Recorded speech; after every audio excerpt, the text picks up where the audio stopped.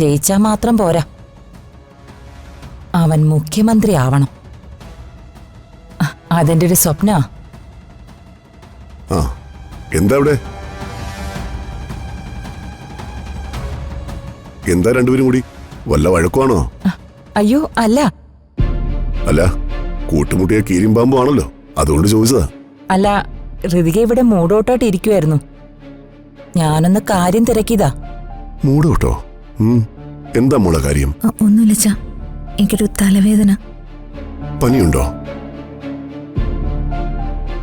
ഏയ്, ചൂടൊന്നുമില്ല. പ്രചാരണ ജാഥയ്ക്ക് പോയി ഈ പൊടിപടലങ്ങൾ കഴിച്ചതല്ലേ. തലവേദനയ്ക്ക് തൽക്കാലം ഒരു ടാബ്ലറ്റ് കഴിക്കാം. ടാബ്ലറ്റ് ഒന്നും വേണ്ടച്ചാ, ഞാൻ ചെറിയ കാര്യത്തിനൊന്നും മെഡിസിൻ കഴിക്കാറില്ല. എന്നാൽ പാവി പിടിക്കുക.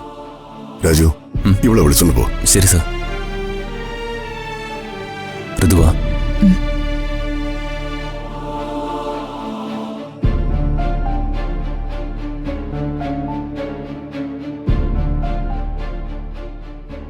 തലവേദനക്കാരി എന്റെ ഋതുമോള് ദാ ഇവിടെ ഇരിക്കെ.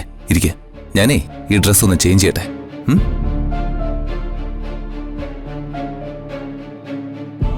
ഈ രഹസ്യം രാജുനോട് പറയണോ? അച്ഛനെ തോൽപ്പിക്കണമെങ്കിൽ ഞാൻ വിചാരിച്ചാലേ നടക്കുമെന്ന് അനന്തപിള്ള പറയുന്നത്. അത് മറ്റാരും അറിയാനും പാടില്ല. അമ്മയോ അച്ഛനും ഒരുമിക്കണമെങ്കിൽ, അച്ഛൻ്റെ തെറ്റിദ്ധാരണ മാറണമെങ്കിൽ അതിന് ജഗന്നാഥരംഗള് വേണം. ജഗന്നാഥരംഗള് ഏകസാക്ഷി. രാജു ഈ വിഷയം അറിയണ്ട.